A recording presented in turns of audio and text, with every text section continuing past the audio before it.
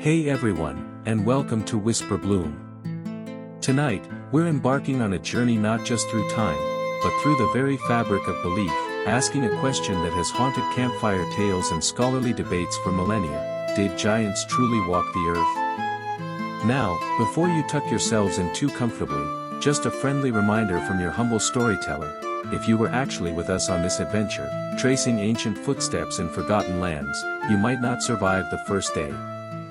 Just kidding, mostly. If you enjoy tonight's story, please remember to like and subscribe to our channel so you won't miss a single one of our bedtime escapes.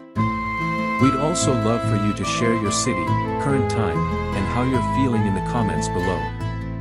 Now, take a deep breath, relax your body and mind, let all your thoughts drift away, and get ready to join us for story time. You find yourself, dust-caked and determined, at the very edge of the known world, or at least, what feels like it. The sun, a lazy orange orb, dips below a jagged horizon of rust-colored mesas, casting long, dancing shadows that play tricks on your eyes. You've been following a faint, almost imperceptible trail for days, a whispered legend of a place where the earth itself remembers forgotten eras. Your backpack, a loyal but heavy companion, digs into your shoulders, and the air, thin and dry, tastes of ancient secrets. It's exactly the kind of desolate, magnificent landscape where history feels less like something you read in books and more like something you breathe in. Suddenly, your boot catches on something. Not a loose rock, not a gnarled root, but something smooth, unnaturally so, beneath the layers of wind-blown sand. Curiosity, that insatiable itch, prompts you to kneel, brushing away the grit with gloved hands. What emerges sends a shiver, not of cold, but of profound wonder, up your spine. It's a fragment, perhaps a third of a massive, polished disc, crafted from a stone you can't immediately identify, something dark, almost obsidian, yet flecked with shimmering, silvery veins that seem to pulse in the fading light. The sheer scale of it is what strikes you first. If this is just a fragment, the original disc must have been enormous, easily the size of a small house. Your mind immediately starts doing the math, trying to scale it up, and the numbers just don't compute with anything you've ever seen built by human hands. As you trace the cool, smooth surface, your fingers brush over an intricately carved symbol. It's not quite a language, not quite a pictograph, but something in between. A series of swirling, interconnected lines forming what looks uncannily like a stylized, titanic hand, its fingers reaching towards an unseen sky. The sheer artistry, combined with the immense scale, screams of a civilization, or perhaps a species, far beyond anything recorded in your history books. It's like finding a single, perfectly sculpted fingernail, and realizing it belongs to a creature you thought only existed in children's tales. You pull out your small, trusty magnifying glass, peering closer at the strange material. It possesses a peculiar luminescence, almost as if light is trapped within its depths. Archaeologists, you remember, have often debated the true purpose of many megalithic structures found across the globe, from Stonehenge to the Moai statues of Easter Island. They stand as enduring testaments to ancient ingenuity, but this feels different. It hints at an engineering capability that transcends mere human strength and collective effort. It hints at something grander. You try to lift the fragment, just out of sheer, foolish ambition, but it's utterly unyielding, fused to the earth as if it's always been a part of the landscape. This only deepens the mystery. How was something of this material, this size, this weight, moved, carved, polished? You're not just looking at a relic, you're looking at a profound question etched in stone. Your brain, usually so good at categorizing and explaining, is short-circuiting. The mainstream view of human history, of our slow, arduous climb from primitive tool users to complex societies, suddenly feels incomplete. You lean back on your heels, surveying the desolate panorama around you. It's so vast, so silent, that you feel like the last person on Earth. Yet, this fragment whispers of others, beings whose footsteps would have shaken the very ground beneath you. You recall a fascinating, albeit fringe, historical anecdote about the Giant's Causeway in Northern Ireland, a natural basalt formation that folklore attributed to a mythical giant named Finn MacCool. While geology provides a scientific explanation, it's a perfect example of how our ancestors interpreted monumental natural phenomena through the lens of colossal beings. It makes you wonder, were these myths just imaginative tales spun around impressive landscapes, or were they echoes of something more tangible? The sun has almost vanished now, leaving behind a sky of bruised purples and fiery oranges. The air grows sharp with the desert chill. You pull your jacket tighter, your eyes still fixed on the artifact. This isn't just an interesting find, it's a paradigm-shifting one. You realize with a jolt that you're not merely exploring ancient ruins, you've stumbled into a whisper of a time when the world might have been a very different place, inhabited by very different kinds of beings. It's a realization that simultaneously thrills and disorients you. Many historical sources mention giant human-like figures in ancient texts, from the Nephilim in biblical accounts to the Titans of Greek mythology, but whether these are literal descriptions or allegorical tales is something academics are still debating with fierce intensity. This fragment, however, feels less like allegory and more like a very heavy, very real piece of a forgotten puzzle. As the first stars begin to prick through the deepening twilight, you know one thing for certain: you can't leave this behind. This artifact demands further investigation, demands answers. It's too big, too perplexing, too other to ignore. You pull out your satellite phone, the familiar glow a comfort in the overwhelming ancient silence. You need help. You need someone who can process this, someone who might actually believe you, someone who shares that strange, burning desire to dig deeper, no matter how unbelievable the implications. The satellite phone felt surprisingly light in your hand, a tiny beacon of the modern world against the vast, indifferent ancient landscape. You explained, as best you could, what you'd found: the colossal fragment, the strange symbols, the overwhelming sense that history, as you knew it, was a rather thin veneer over something much, much older and larger.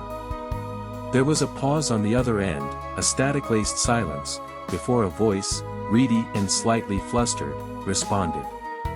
A titanic hand? My dear fellow, are you quite certain you haven't been overexposed to the desert sun? It was Barnaby, of course. Dr. Barnaby Finch, a brilliant, if perpetually disheveled, archaeologist you'd once collaborated with on a rather baffling Roman-era laundry facility. He was the kind of academic who wore tweed even in the tropics and whose spectacles always seemed to be perched precariously on the very tip of his nose. But he was also fiercely intelligent and possessed an admirably open mind, even if it took a little prodding to unstick it from conventional wisdom. 2 days later, just as the sun was beginning its climb into a searing blue sky, a dust cloud appeared on the horizon, growing steadily larger until a rather battered, olive-green Land Cruiser rumbled to a halt near your makeshift camp. The door creaked open, and out tumbled Barnaby, looking exactly as you remembered, tweed jacket slightly askew, a canvas hat jammed onto his head, and a large, extremely overstuffed briefcase clutched in one hand. He blinked, adjusting his glasses, surveying the desolate scene. Well, you certainly picked the most atmospheric locations, don't you? He mumbled, before his gaze fell upon the enormous, shimmering fragment you'd uncovered. His initial skepticism, a professional reflex built over decades of debunking elaborate hoaxes and misinterpretations, melted away with surprising speed. He dropped his briefcase with a muffled thud, forgetting all about it, and stumbled forward, his eyes wide. Behind his thick lenses, he ran his hands over the smooth, cool surface, tracing the lines of the stylized hand with a reverence that mirrored your own. Good heavens, he whispered, his voice hushed, almost reverent. Good heavens above. This is simply impossible. You watched him, a quiet smile touching your lips. Barnaby was a stickler for evidence, for facts, for peer-reviewed journals. To see him so utterly dumbfounded was, in its own way, a kind of validation. He spent hours meticulously examining the stone, taking samples, measuring, muttering to himself in a string of increasingly bewildered archaeological jargon. He even tried to chip off a piece with a tiny hammer, before realizing the material was incredibly resilient, barely yielding to the blow. "This isn't basalt, it's not granite, it's certainly not sandstone," he announced, wiping a bead of sweat from his brow. It's unlike anything I've ever catalogued. It's almost as if it's been grown, rather than carved. It was clear then, in the shared silence of the vast desert, beneath the watchful eyes of ancient stars, that your solitary quest had become a joint venture. Barnaby, despite his initial academic caution, was hooked. He saw what you saw, not just an anomaly, but a doorway. "We can't just leave this here," he declared, finally looking up at you, his eyes alight with a frantic excitement. "This demands answers. Proper, scientific inquiry. Who made this? How? And why?" The dynamic between you two quickly solidified. You were the intrepid explorer, the one with the intuition for forgotten paths and hidden clues. Barnaby was the meticulous scholar, the walking encyclopedia of ancient civilizations, the one who could tell you that the oldest known systematic writing system, Sumerian cuneiform, emerged around 3400 BCE in Mesopotamia, but that there are still undeciphered scripts from various ancient cultures, like the Indus Valley script, that continue to baffle linguists. This very artifact, with its peculiar symbols, felt like another such baffling riddle. He was the anchor, the one who tried to ground your wild theories in something resembling academic rigor, even as he found himself increasingly swept away by the current of your shared discovery. You'd often tease him good-naturedly, asking if he'd packed enough sensible shoes for your next impossible trek, to which he'd invariably respond with a huff about the importance of proper foot support in the field. Over the next few days, as you waited for more supplies and equipment to be flown in, you and Barnaby scoured the immediate area around the artifact. The sheer size of the fragment suggested that if it was part of a larger structure, or indeed, part of something that belonged to a giant, there must be other signs. You discussed theories, some wild, some remarkably sober, about what could have created such a thing. Could it have been an advanced, forgotten human civilization? Or something else entirely? Barnaby, ever the pragmatist with a penchant for the unusual, even brought up a lesser-known theory from the early 20th century, championed by some amateur archaeologists, suggesting that certain pre-Adamite races, predating modern humans, possessed advanced technologies or even physical characteristics far beyond our understanding. While largely dismissed by mainstream science, such ideas found new resonance in the face of the colossal fragment. As you walked, eyes scanning the ground, Barnaby paused suddenly, pointing with a trembling finger. "Look," he whispered. "Not at another fragment, not at a structure, but at the very earth itself." Faintly, just barely visible beneath layers of compacted sand and sparse, resilient desert flora, was a pattern. A depression, impossibly large, followed by another, and another, spaced at intervals that suggested a stride. A colossal stride. Each depression was roughly oval-shaped, about 5 meters long and 3 meters wide, with what looked like deeper indentations. At one end, almost like the heel and toes of a massive foot, these aren't natural formations, Barnaby breathed, his voice laced with awe. They're too regular. Too deliberate. You knelt, your hand dwarfed by the sheer scale of one of the prints. It was like looking at the impression left by a mountain.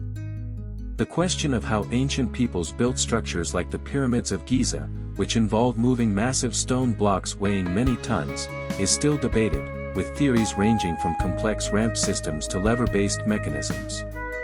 But these footprints implied not just moving large objects, but being a large object. A new realization dawned on both of you. The artifact wasn't an isolated anomaly. It was a clue, perhaps even a signpost.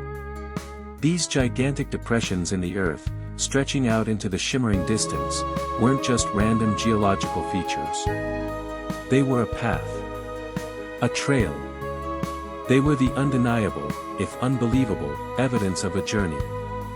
A journey taken by something immense. Your shared quest had just taken its first, impossible step, right into the very footsteps of giants. You looked at Barnaby, then back at the faint, enormous imprints. The desert, once silent, now seemed to echo with the distant, heavy thud of colossal steps. The next few days blurred into a relentless pursuit, fueled by strong coffee and an even stronger sense of bewilderment. You and Barnaby, now a surprisingly effective duo, set about meticulously mapping the colossal tracks. Your job was to spot them, to follow the faint, almost imperceptible depressions that marked the passage of something immense. Barnaby's was to document, measure, and, of course, mutter increasingly complex theories under his breath.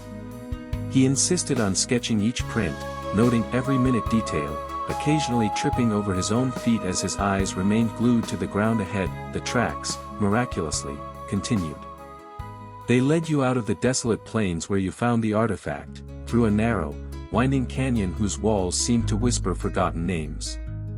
The scale of the prints made every natural landmark feel diminished. A boulder that would have been a significant obstacle for a human was merely a pebble brushed aside by these ancient travelers. You found yourself constantly looking up, not just at the sky, but at the imagined height of the beings who had left such an impossible trail.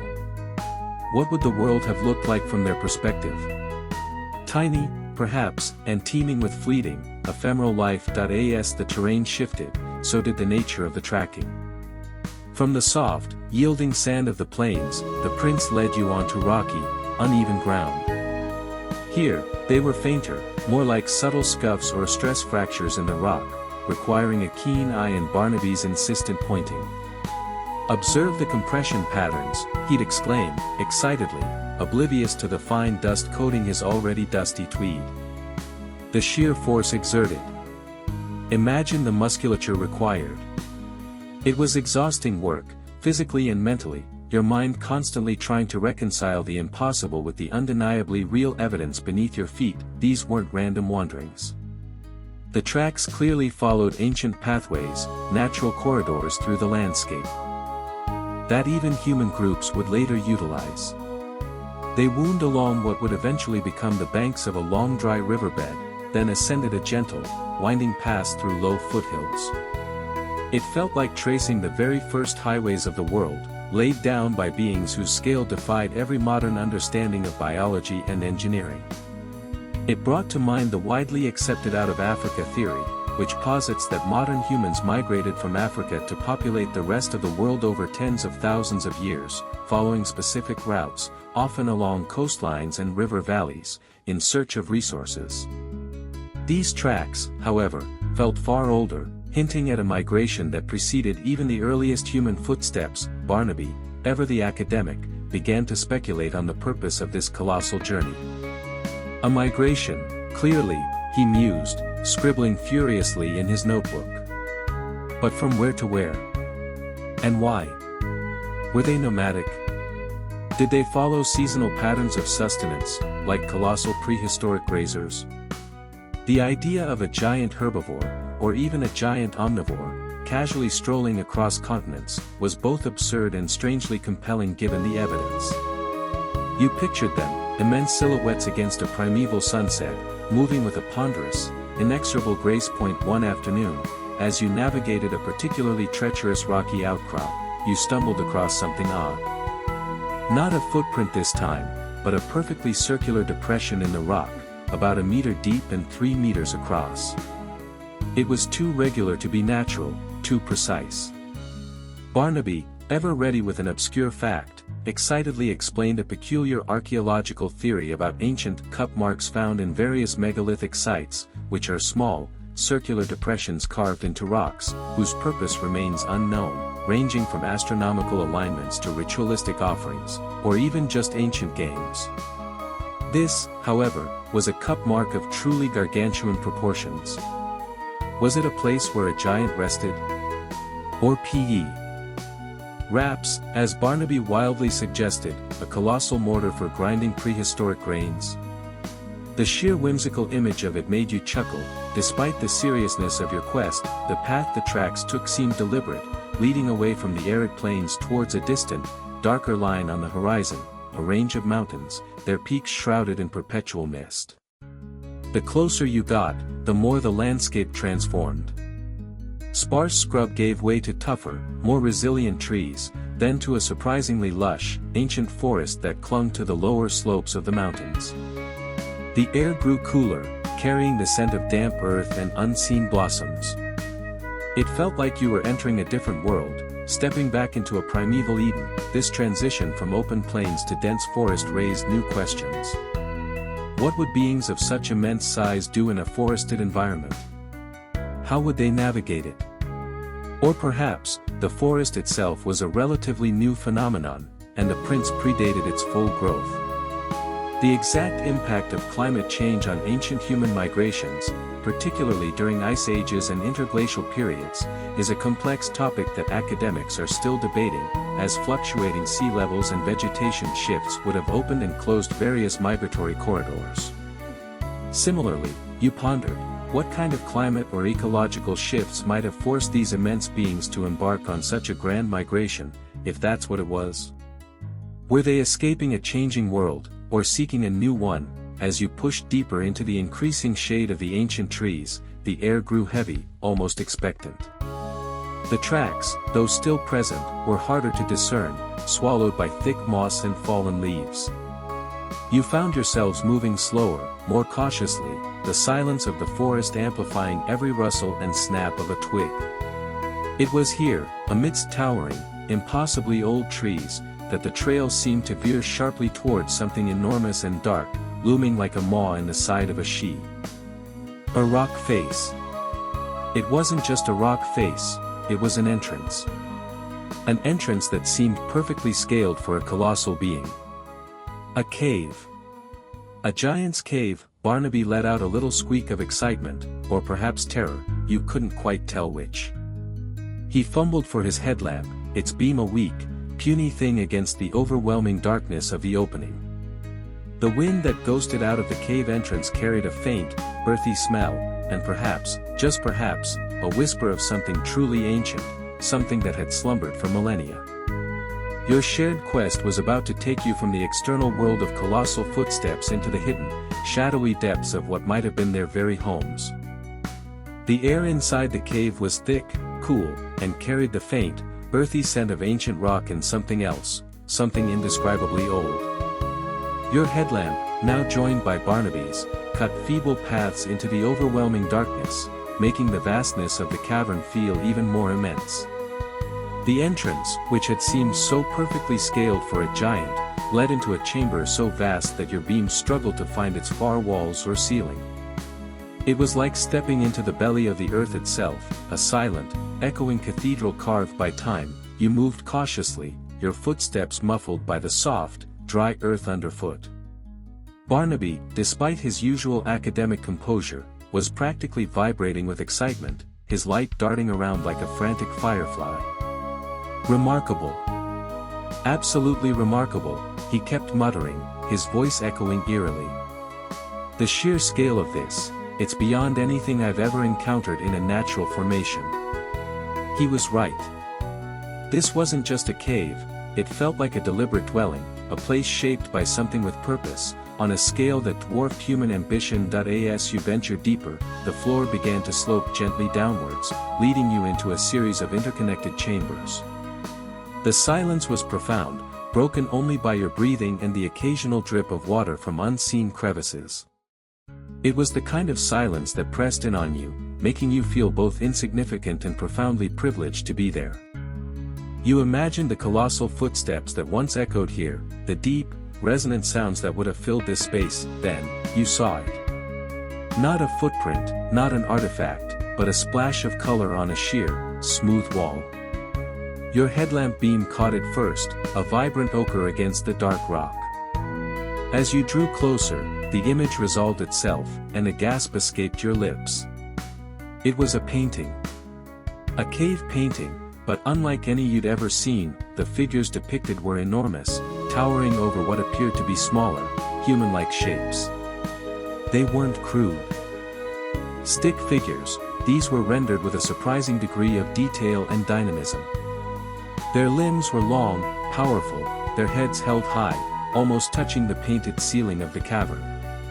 Some of them seemed to be engaged in what looked like a hunt, wielding massive, spear-like objects against creatures that resembled woolly mammoths, but even larger. Others stood in what appeared to be a ritualistic circle, their hands raised towards a stylized sun or moon. The sheer scale of the painted beings, mirroring the colossal footprints outside, sent another shiver down your spine. It was a visual confirmation of what the physical evidence had only hinted at. Barnaby, who had been meticulously examining the rock formations, let out a choked sound. His light swung wildly, then settled on the murals. His jaw dropped, and for once, he seemed utterly speechless. He pulled out his magnifying glass, his face inches from the ancient pigment. The technique, the pigments, they're incredibly preserved, he finally managed to stammer, his voice a mixture of awe and disbelief. And the subject matter, good heavens, it's exactly what your artifact suggested. This discovery, you realized, was a profound counterpoint to the widely accepted understanding of early human art, which often focuses on the Lascaux and Altamira caves, dating back tens of thousands of years and depicting animals and hunting scenes. These paintings, if genuinely ancient, depicted not just animals, but beings of immense stature interacting with the world. It suggested a different narrative, a forgotten chapter in the story of life on Earth. As you moved along the wall, more images revealed themselves. Some showed the towering figures interacting with the landscape, seemingly shaping it, moving boulders, diverting streams. Others depicted what looked like moments of great upheaval, immense floods, skies rent by lightning, and the colossal figures seemingly enduring or even influencing these cataclysms. It was a narrative of power, of scale, and of a world far more dramatic than the one you inhabited. One particular panel caught your eye. It showed a group of the giant figures gathered around a central, glowing object, their hands outstretched. Around them, smaller, human-like figures knelt in reverence, or perhaps fear. It was a scene that resonated with countless myths and legends of gods and titans interacting with early humans. You recall the fascinating, though often overlooked, piece of folklore from various indigenous cultures around the world, which speaks of star people or sky beings who descended to Earth in ancient times, sometimes described as being of immense stature, bringing knowledge or aid to early humans. Could these paintings be a literal depiction of such encounters, rather than mere allegories? Barnaby, ever the academic, was already formulating theories, even as he struggled to process the implications. The question, of course, he mused, tapping his chin with a dusty finger, is whether these are literal representations or symbolic ones. Are they depicting actual giants, or are they a metaphorical representation of powerful forces, or perhaps deified ancestors? He paused, then added, almost to himself, though, given the footprints outside in your artifact, the literal interpretation is becoming increasingly difficult to dismiss. Indeed, the debate between literal and symbolic interpretations of ancient art and mythology is a cornerstone of archaeological and anthropological studies, with scholars often fiercely arguing over the true meaning behind ancient symbols and narratives. These paintings, however, seem to lean heavily towards a more direct, if unbelievable, reality. You spent hours in that chamber, documenting every inch of the painted walls.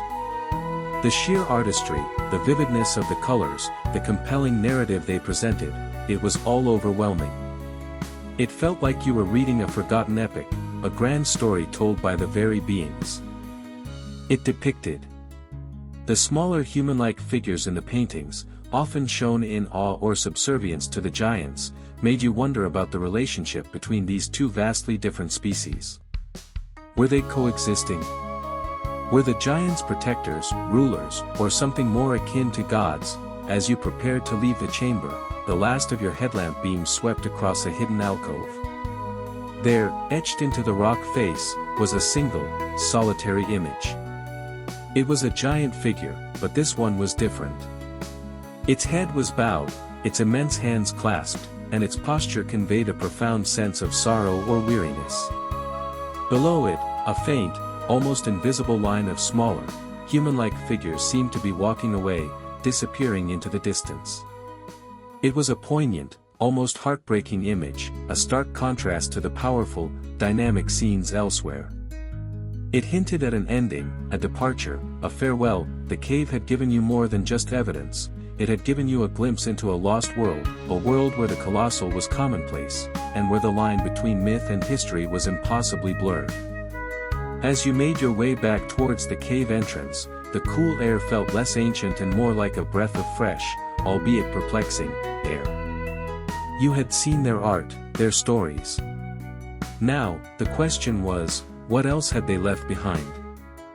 Emerging from the cool, damp embrace of the giant's cave, you blinked, letting your eyes adjust to the harsh glare of the midday sun. The world outside felt startlingly normal after the profound revelations within. But your perspective had irrevocably shifted. The colossal footprints, which had seemed incredible before, now felt like undeniable fact. The stylized hand on the artifact was no longer a vague symbol but a literal representation. And somewhere, out there, if these paintings were to be believed, stood monumental structures, testaments to the physical capabilities of these ancient, immense beings. The paintings, Barnaby announced, his voice still tinged with wonder, they showed them interacting with the landscape, almost, shaping it. Moving earth, placing stones. What if that wasn't just artistic license? He gestured vaguely towards the rugged mountains that loomed around you. What if there are structures? Colossal ones, built by them? It was a daunting thought. Finding a cave in a vast mountain range was one thing, spotting giant-built structures, possibly camouflaged by millennia of erosion and overgrowth, was another entirely. But the images from the cave pulsed in your mind, images of giants raising immense blocks of stone, of their imposing silhouettes against a backdrop of impossibly large buildings. You knew you had to look. For days, you and Barnaby scoured the mountain slopes, your eyes constantly scanning for anything that seemed unnaturally regular, unnaturally large. The terrain was challenging, steep and unforgiving, but the lingering excitement from the cave paintings spurred you on. You climbed higher, pushing through dense thickets of ancient, gnarled trees, navigating treacherous scree slopes. The air grew thinner, the views more expansive, revealing vast stretches of untouched wilderness. Then, you saw it. Or rather, felt it. A subtle shift in the landscape, a peculiar linearity that defied natural formation. As you rounded a cluster of weather-beaten boulders, a gasp caught in your throat. Before you, partially swallowed by creeping vines and the slow, relentless march of time, stood a series of megaliths. Not just large stones, but truly enormous, perfectly cut, and impossibly heavy blocks, arranged in a precise, geometric pattern. These were not crude, rough-hewn rocks. Each block was an immense rectangle, several stories high, weighing hundreds, if not thousands, of tons. Their surfaces were smooth, almost polished, and the edges were cut with a precision that seemed to defy the very tools of any known ancient civilization. They were fitted together with such flawless joins that you couldn't slip a knife blade between them. It was as if they had been placed by a careful, gigantic hand. Barnaby, who had been lagging slightly behind, caught up, his eyes widening to saucers as he beheld the sight. He clutched his hat to his head, his usual calm replaced by an almost giddy disbelief. Good heavens! This is, beyond Baalbek! He exclaimed, referring to the famous Roman temple complex in Lebanon, known for its colossal foundation stones. The trilithon stones at Baalbek, which weigh over 800 tons each, are already considered an engineering marvel that challenges our understanding of ancient technology. But these are significantly larger, and the workmanship is even more refined. You walked among the titanic blocks, feeling like an ant in a giant's playground. The scale of the construction was simply overwhelming. There were no discernible chisel marks, no signs of lever points, no evidence of ramps or earthworks that would have been necessary to move such immense masses by conventional means. It was as if they had simply been set into place by an effortless, unseen force that it brought to mind the ongoing academic debate surrounding sites like Puma Punku in Bolivia, where incredibly precise, almost laser-cut stonework of immense blocks seems to predate the known tools and technologies of the sea. Ultras attributed to its construction. Some theorists propose lost ancient technologies, or even the use of sophisticated sound frequencies to levitate stones, theories often dismissed as pseudoscience but which suddenly felt a little less far-fetched standing amidst these silent giants. You ran your hand over the cool, smooth surface of one of the blocks, the sheer audacity of its existence almost dizzying. How could anyone have done this? You whispered, almost to yourself. Barnaby, ever the pragmatist, was already in full-on investigative mode, albeit with a new sparkle of wonder in his eyes. He began taking measurements, his tape measure looking comically small against the massive stones. The alignment, too, is remarkable, he observed. They seem to be oriented to a specific celestial event, perhaps the solstices or equinoxes, much like many human-built megalithic structures. But on what scale? For whom were these alignments significant? The astronomical alignments of ancient structures, such as Stonehenge or the Egyptian temples, are a well-documented aspect of their design, reflecting sophisticated observational skills in various ancient cultures. But the implications here were that the observers were not human. As you explored further, you discovered that the megalithic arrangement wasn't just a random scattering of huge stones. It formed a distinct pattern, almost like the foundation of an impossibly vast building, or perhaps a monumental observatory. There were sections that seemed to be doorways, others that resembled parts of colossal walls. It was a ruin, yes, but a ruin on a scale that defied easy comprehension. An even more obscure, almost whispered, theory came to mind. You remembered reading about certain fringe hypotheses regarding Earth grids or ley lines, invisible energy pathways crisscrossing the globe, which some believe ancient megalithic sites were strategically placed upon to harness unknown forces.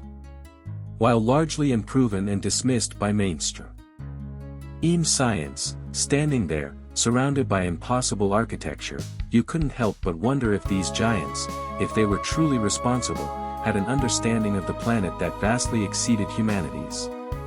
Perhaps they built not just with stone, but with forces we had yet to even comprehend. The scale of the megaliths, the impossible precision, and the sheer effort implied by their construction solidified a chilling thought: these structures were built for, and by, beings of immense power. They weren't just passing through, they were shaping their environment, leaving behind an indelible mark on the landscape. The cave paintings had told their story, these stones were their legacy. As the sun began its slow descent, painting the colossal stones in hues of gold and amber, you felt a profound sense of awe. You had followed their footprints, seen their art, and now stood amidst their architecture.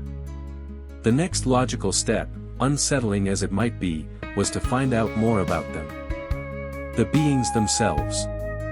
Had they left behind any direct physical evidence of their very existence, beyond just the immense things they touched and built? That question, heavy and profound, hung in the rapidly cooling air, leading your thoughts inevitably to the very ground beneath your feet. Standing amidst the colossal megaliths, feeling dwarfed by their silent grandeur, a new, unsettling question began to form in your mind. You had seen their footprints, their art, their architecture. But what about them? The beings themselves. Had they left behind any direct physical evidence of their very existence, beyond just the immense things they touched and built? That question, heavy and profound, hung in the rapidly cooling air, leading your thoughts inevitably to the very ground beneath your feet. Barnaby, seemingly having the same thought, straightened up from his meticulous measurements, wiping his brow with a dusty sleeve. If they were here, he mused, gesturing broadly at the monumental stones, if they lived and died here, then, there must be remains. Bones. Something. His voice trailed off, the implications hanging in the crisp mountain air. The idea of finding the actual skeletal remains of a true giant was both exhilarating and deeply unsettling. It would be the ultimate proof, but also a challenge to every established biological and historical paradigm. You spent the next few days meticulously searching the area around the megalithic site. The ground was rocky and uneven, making excavation difficult, but you were driven by a powerful sense of purpose. You and Barnaby worked slowly, carefully, sifting through layers of accumulated soil and rock, hoping for any anomaly, any hint of something out of place. The work was painstaking, often frustrating, yielding little more than ancient root systems and geological curiosities. Then, late one afternoon, as the sun cast long, dramatic shadows across the ancient stones, your shovel struck something hard. Not rock, not a root, but something with a different resonance. You knelt, heart pounding, and began to carefully brush away the earth. What emerged sent a jolt through you. It was a bone. But not just any bone. It was immense, a segment of what looked like a femur, but on a scale that defied belief. It was easy. As long as your entire arm, and as thick as your thigh. Barnaby, alerted by your sudden silence, scrambled over, his eyes widening as he saw the exposed bone. He dropped to his knees beside you, pulling out a small brush and an array of delicate tools from his ever-present briefcase. His hands, usually so steady, trembled slightly as he began to carefully excavate around the find. "Good heavens," he whispered, his voice barely audible. This is truly unprecedented." As more of the skeletal remains were uncovered, the picture became clearer, and even more astonishing. It was indeed a femur, connected to a pelvis of truly gargantuan proportions. The sheer density and thickness of the bone suggested incredible strength and mass. It was unmistakably humanoid in form, but scaled up to an almost unimaginable degree. If this was indeed a complete skeleton, the being it belonged to would have stood easily over 10 meters tall, perhaps even more. You were looking at the remains of a true giant. The discovery immediately brought to mind the long and often controversial history of giant discoveries in archaeology and paleontology. For centuries, unusual fossil finds, particularly large bones of extinct megafauna like mammoths or dinosaurs, were often misinterpreted by early naturalists and local populations as the remains of mythical giants. Even in more modern times, there have been numerous hoaxes and misidentifications, making any claim of giant humanoids highly scrutinized. Barnaby, ever the academic, was acutely aware of this historical context, which only added to his cautious excitement that he meticulously photographed and measured every bone, his brow furrowed in concentration. The morphology, it's remarkably similar to Homo sapiens, he mused, almost to himself, but the scale, the sheer, impossible scale. It defies everything we understand about bone structure and the limits of terrestrial biology. He spent hours comparing the bone structure to known human and primate anatomy, his notes filling page after page. "The question, of course," Barnaby finally said, looking up at you, his eyes gleaming with a mixture of scientific rigor and profound wonder, "is what kind of giant is this? Is it a previously unknown hominid species? A genetic anomaly? Or something else entirely?" The scientific community has long debated the existence of gigantism in ancient hominids, with some fossil evidence, like the jawbone of Gigantopithecus blacki, an extinct ape that stood up to 3 meters tall, showing that truly enormous primates did exist. However, a humanoid of the scale you were uncovering would push the boundaries of even these extreme examples. You helped him carefully excavate more of the site, revealing fragments of ribs, vertebrae, and what appeared to be a section of a massive skull, thicker and more robust than any human cranium. The sheer weight of the bones was astonishing. Lifting even a smaller fragment required significant effort. It was clear that this creature was built for immense power. One afternoon, while taking a break from the painstaking work, Barnaby shared a rather obscure piece of historical trivia. "Did you know," he began, adjusting his glasses, "that in the 19th century, there was a widespread fascination with giant remains, often fueled by sensationalist reports. One particularly famous case was the Cardiff Giant, a 3-meter-tall petrified man discovered in New York in 1869, which turned out to be a gypsum hoax. It just goes to show how eager people are to believe in such things, and how easily they can be misled. He paused, then looked at the massive femur lying before them. But this is no hoax. This is real. The very fact that he, a man of such rigorous academic standards, was so convinced, spoke volumes about the authenticity of your discovery. The discovery of the skeletal remains sparked an internal debate within Barnaby, a microcosm of the larger academic world. On one hand, the physical evidence was undeniable. And the other, it challenged every established theory of human evolution and the history of life on Earth. "We'll face immense skepticism," he predicted, running a hand through his already disheveled hair. "The scientific community will demand irrefutable proof, and even then, many will argue for alternative interpretations. Perhaps it's a very large, previously unknown species of megafauna, misidentified. Or a geological anomaly, a trick of the light and erosion." Indeed, the process of scientific peer review and the rigorous debate that accompanies groundbreaking, paradigm-shifting discoveries are fundamental to the advancement of knowledge, with new theories often facing intense scrutiny before gaining acceptance. This find, you knew, would ignite one of the fiercest debates in modern archaeology. As the sun began to set, casting a warm, golden glow over the excavated bones, you felt a profound sense of connection to this ancient, colossal being. It had walked these lands, perhaps built these very megaliths, and now, after millennia, its story was finally beginning to be told. The debate would rage, the skeptics would scoff, but you and Barnaby had seen the truth with your own eyes. You had touched the very bones of a giant. The next step, you realized, was to understand not just what they were, but who they were. To delve into the myths and legends that might, just might, contain echoes of their true history. The discovery of the colossal bones had profoundly shaken your understanding of the world.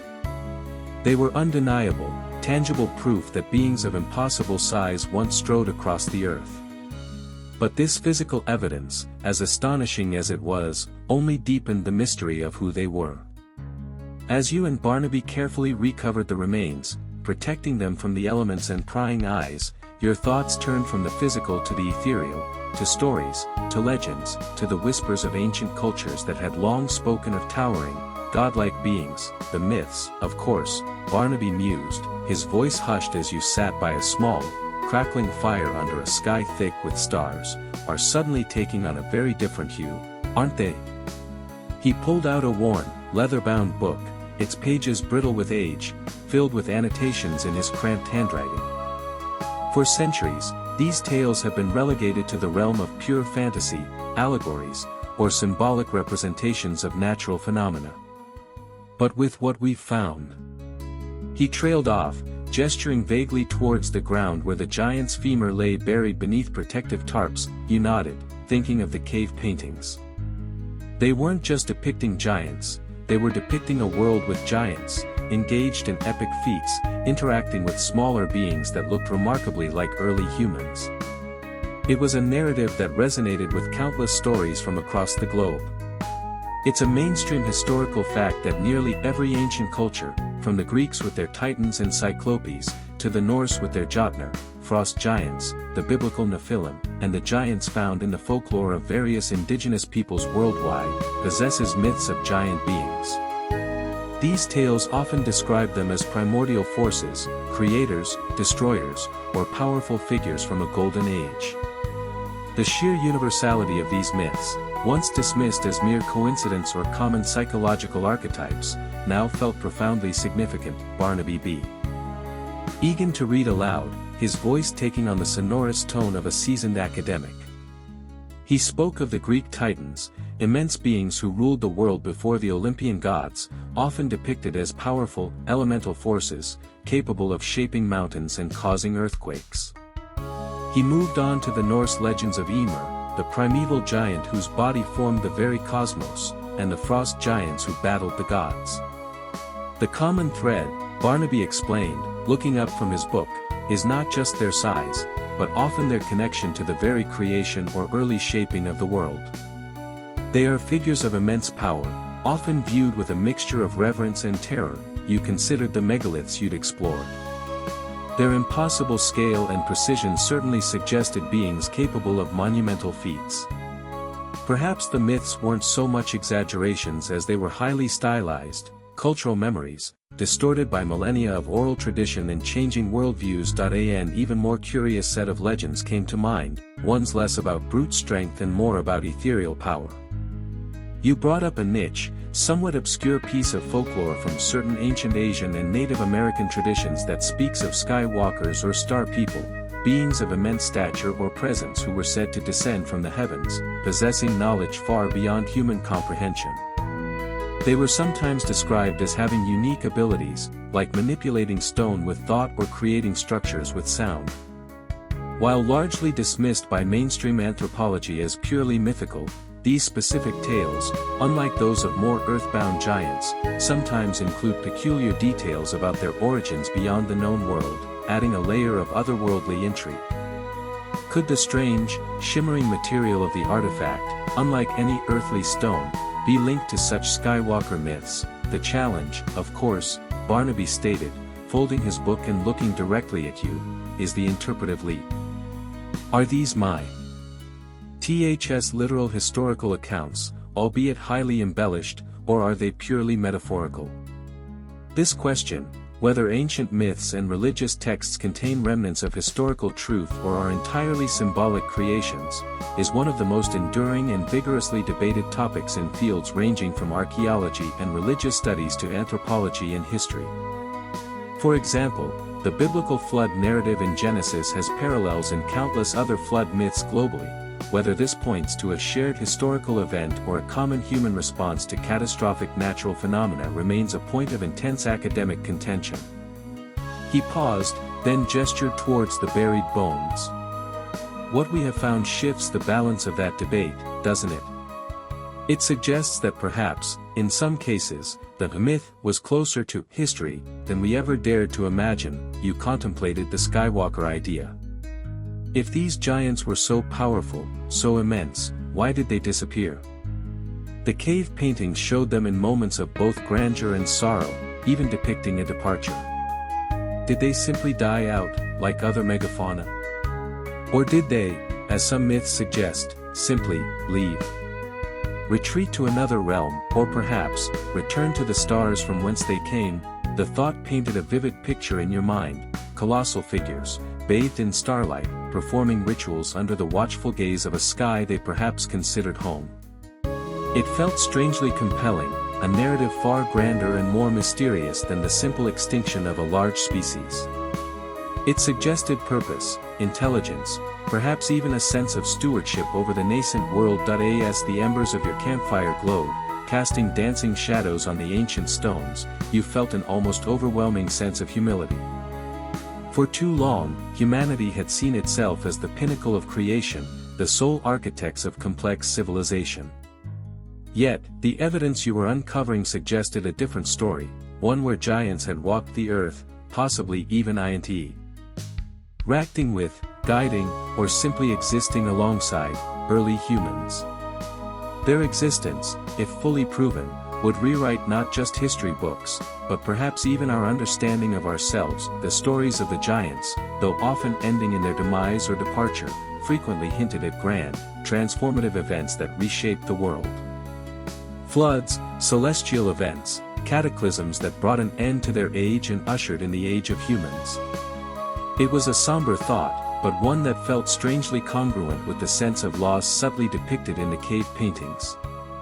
If such beings truly existed, what kind of events could have possibly brought about their end, or their mysterious disappearance?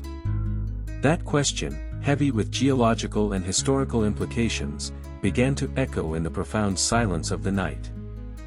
The profound question of what could have ended the age of giants, a thought whispered by the cave paintings and echoed in ancient myths, compelled you and Barnaby to shift your focus from cultural narratives to the very ground beneath your feet. If colossal beings once dominated this world, and if their legends spoke of grand, destructive events, then surely the earth itself would bear the scars of such cataclysms. You began to investigate the geological features of the surrounding landscape with a renewed sense of purpose. Barnaby, with his extensive knowledge of geology and geochronology, became your guide through layers of rock and sediment, each stratum a page in the Earth's autobiography. He spoke of ancient fault lines, of volcanic activity long since dormant, and of the powerful, grinding forces that shaped continents over millennia. As you moved away from the megalithic site, further into the vast mountain range, you began to notice anomalies. Not just the subtle shifts in rock formations, but clear, unmistakable evidence of immense, ancient upheaval. You traversed vast, U-shaped valleys, far too wide and deep to have been carved by conventional rivers, suggestive of unimaginable torrents of water. You found immense fields of shattered rock, where boulders the size of houses lay scattered as if tossed by an angry deity, bearing impact marks that seemed inconsistent with normal erosion. "Look here," Barnaby pointed, his voice grim, at a distinct geological boundary where a layer of finely stratified sediment was abruptly topped by a chaotic jumble of unsorted rocks, mud, and ancient organic debris. This is what we call an unconformity, but the nature of the deposit above it suggests a sudden, catastrophic event. A mega-flood, perhaps, of truly immense proportions, far beyond anything historically recorded in modern times. He explained that while the idea of a single, global flood remains contentious, mainstream geology does recognize the occurrence of massive, regional floods in Earth's history, often triggered by the sudden drainage of colossal glacial lakes at the end of ice ages, such as the Missoula floods that sculpted parts of the American Northwest. The scale here, however, felt almost primal, as if the very mountains had wept. Further on, you discovered peculiar vitrified rock formations, areas where stone had been melted and fused into glass-like substances, not by volcanic activity from below, but as if by immense, instantaneous heat from above. It resembled the effects of lightning strikes, but on a scale that suggested something far more potent. Or, perhaps, something even more dramatic. You exchanged a knowing glance with Barnaby, your minds instinctively going to myths of celestial fire, of divine retribution, or perhaps, of impacts from the sky. Barnaby, ever meticulously recorded these observations. He spoke of the Younger Dryas impact hypothesis, an obscure but persistent theory suggesting that a cosmic impact or airburst around 12,900 years ago might have caused rapid cooling, widespread wildfires, and triggered megafaunal extinctions, though it remains a highly debated topic among geologists and paleontologists. The evidence you were seeing in this ancient landscape, however, seemed to fit such a dramatic scenario, albeit on a potentially different timeline and with consequences for beings far larger than mammoths. The landscape itself felt like a tomb, silent witness to an epic tragedy. The once lush valleys, hinted at by fossilized plant remains trapped beneath layers of chaotic deposits, now spoke of swift, overwhelming destruction. What kind of world did these giants inhabit? One of lush abundance, only to be scourged by these unimaginable forces. You also found evidence of rapid climate shifts, indicated by sudden changes in fossilized pollen and plant life within distinct geological layers. Barnaby pointed out bands of ancient permafrost mixed with tropical plant fossils, suggesting a world that swung wildly between extremes. The causes and rates of ancient climate change, including the onset and retreat of ice ages, are areas of intensive research and ongoing debate in paleoclimatology, with factors like volcanic activity, orbital variations, and atmospheric composition all playing complex roles. Here, however, the evidence seemed to indicate changes so rapid, so extreme, that adaptation for even a colossal species would have been incredibly challenging, if not impossible. It was chilling to imagine. Giants, capable of moving mountains and shaping landscapes, suddenly caught in the grip of forces far grander than themselves. The cave paintings, with their depictions of floods and sky-rending events, now felt less like myth and more like historical record. Perhaps the giants weren't just powerful figures, perhaps they were also survivors, struggling against a world that was actively trying to reclaim itself. As you stood on a high ridge overlooking a vast, scarred basin, the wind whipping at your clothes, you reflected on the immense vulnerability of even the most powerful beings in the face of planetary forces. The Earth, in its long, tumultuous history, had seen countless cataclysms, each one reshaping its surface and wiping clean the slate for new forms of life. The very cycles of creation and destruction were etched into the bedrock beneath your feet. The evidence of these earth-shattering events led to an inescapable conclusion: whatever happened to the giants, it was likely tied to these immense forces of nature. They weren't simply lost or forgotten, they were possibly overwhelmed, driven to extinction, or forced to seek refuge or departure due to a world that could no longer sustain them, or that actively threatened their very existence. The grand, poignant farewell depicted in a cave, and the subtle sorrow etched on the face of the solitary giant, now seemed to carry a weight of universal tragedy. The question now was not just what happened, but how these colossal beings finally met their end, or simply vanished from the face of the transformed earth.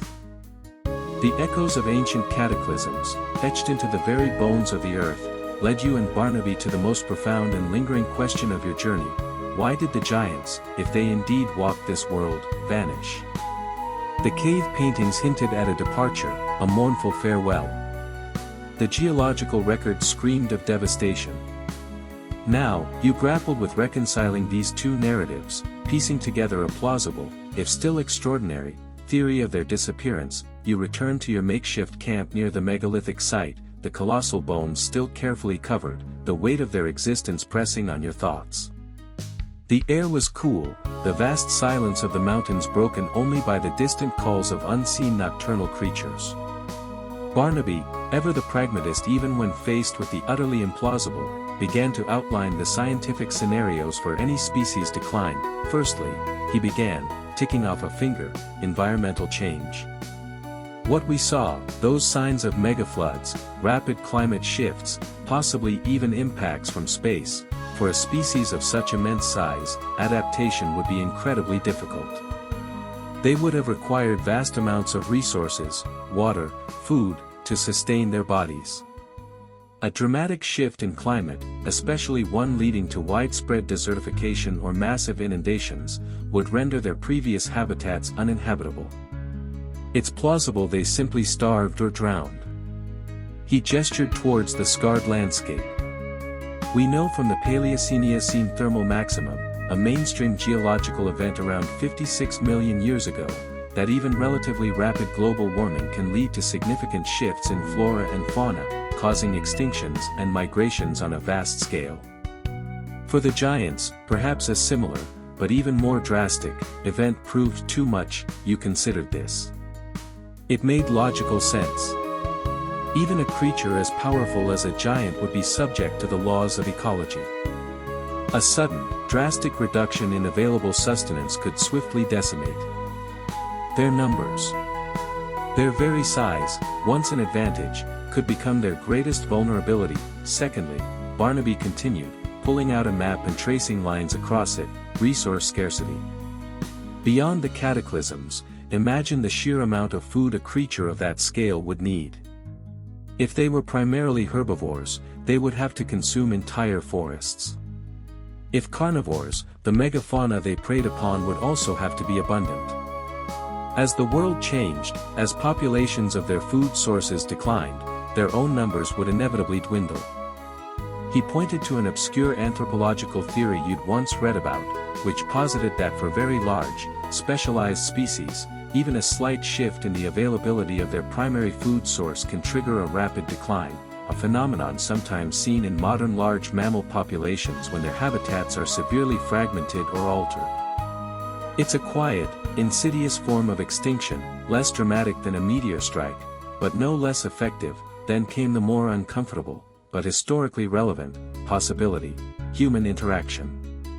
The cave paintings had shown smaller, human-like figures observing the giants, sometimes kneeling. What was that relationship? Were humans merely witnesses, or did they play a more active role? The role of early humans in the extinction of Pleistocene megafauna, such as mammoths and saber-toothed cats, is a topic of intense academic debate. While climate change is a significant factor, the overkill hypothesis suggests that human hunting pressure, even with primitive tools, could have contributed to the rapid decline of these large animals, especially if they had slow reproductive rates. Could early humans, perhaps in their desperation for resources in a changed world, have preyed upon the young, or the sick, of the giants? Barnaby mused, a grim expression on his face. Or perhaps, as human populations grew and spread, they simply outcompete the giants for vital resources, gradually pushing them out of their ecological niches. The smaller, more adaptable species often thrive when the larger, more specialized ones face pressure. The thought of early humans, armed with nothing but primitive spears, somehow contributing to the demise of giants was almost comical, yet strangely plausible in the long run. A single hunt might be impossible, but cumulative pressure over centuries. Finally, there was the most elusive and perhaps most romantic theory: departure. This connected directly back to the sorrowful giant in the cave painting, and the Skywalker myths. What if, you ventured, they didn't die out? What if they simply left? Retreat to a hidden realm, or perhaps, as some myths suggest, return to wherever they came from? Barnaby, surprisingly, didn't immediately dismiss it. The idea of advanced beings seeding Earth, then departing, appears in various ancient astronaut theories, though these are, of course, entirely outside mainstream scientific acceptance, he conceded. But the emotional resonance of the cave painting is undeniable. A dignified withdrawal, rather than a desperate struggle for survival. It suggests intelligence, foresight, perhaps even a melancholy acceptance of their time on Earth coming to an end. The concept of a lost civilization or a global catastrophe forcing a highly advanced but unrecorded society to vanish without leaving clear archaeological traces is a persistent idea, fueling much academic debate and popular speculation. For the giants, if they possessed advanced knowledge or capabilities, their departure could have been planned, a grand exodus from a world no longer suited to them, or one they felt was destined for a different, smaller species. As you packed up your camp, leaving the bones undisturbed for future scientific teams to properly excavate and protect, you felt a strange mix of sadness and awe. The giants, whether victims of a changing world, outcompete by rising humanity, or magnificent beings who chose to depart, had left an indelible mark. They were no longer just figments of myth. They were tangible presences in the Earth's deep history, their colossal footsteps leading to questions that would echo for generations. The sun was now a bruised purple on the horizon, the stars beginning to prick through the deepening twilight. Your journey, this incredible plunge into a forgotten past, was drawing to a close. Soon, you would leave these ancient mountains, these silent witnesses to an age of titans, and return to your own time, a world where giants only existed in stories. But now, for you, those stories had taken on a profound, unsettling reality. What would it be like, you wondered, to step back into a world where such wonders were merely tales, knowing what you now knew? The last rays of the sun cast long, melancholic shadows across the ancient mountains as you and Barnaby prepared for your departure. The colossal bones, now meticulously recovered and protected, would remain a secret for now, awaiting a future where their proper excavation and study could begin. You glanced back at the megalithic site, then at the distant outline of the giant's cave, knowing that this landscape, once just a blank space on a map, was now indelibly marked in your mind as a place where the impossible had become real. Your journey back was less about physical exertion and more about mental processing. The desert seemed to stretch endlessly, each dune and rock formation a silent witness to a history far grander and stranger than previously imagined. Barnaby, surprisingly quiet for most of the trek, seemed equally lost in thought, occasionally muttering to himself about revising archaeological timelines or the limitations of carbon dating on vitrified rock. He was, you knew, already mentally preparing the mountains of data, the meticulous reports, the painstaking arguments he would need to present to a scientific community notoriously resistant to paradigm-shifting discoveries. They'll call it a hoax, you know, he finally said, breaking the silence as you crested a high ridge. Or a misidentification. They'll argue it's cleverly carved rock, or unusually large dinosaur remains, or even some elaborate modern art installation. He sighed, adjusting his ever-present spectacles. The scientific method, while robust, often exhibits a natural skepticism towards findings that radically contradict established understanding. Think of Alfred Wegener's theory of continental drift in the early 20th century. It faced decades of ridicule and rejection before eventually becoming a cornerstone of modern geology, despite compelling evidence. We'll face similar resistance, perhaps even more so, given the fantastical nature of our discovery. You understood the world you are. It turning to operated on a framework of known history, established facts. The existence of actual giants, shaping landscapes and interacting with early humans, simply didn't fit. It wasn't just rewriting a chapter, it was demanding an entirely new book. You remembered an obscure historical anecdote about the early development of archaeology in the 19th century, where many significant finds were initially dismissed or misinterpreted because they didn't align with prevailing biblical narratives or established timelines. For instance, evidence of human antiquity in Europe was often resisted because it conflicted with the widely accepted age of the Earth derived from religious texts. The human tendency to fit new information into existing frameworks, rather than overhaul them, was a powerful force. As your small, rugged vehicle finally reached the distant, dusty outpost that marked your return to civilization, the air felt different. Thicker, perhaps. Or maybe it was just the weight of your experience.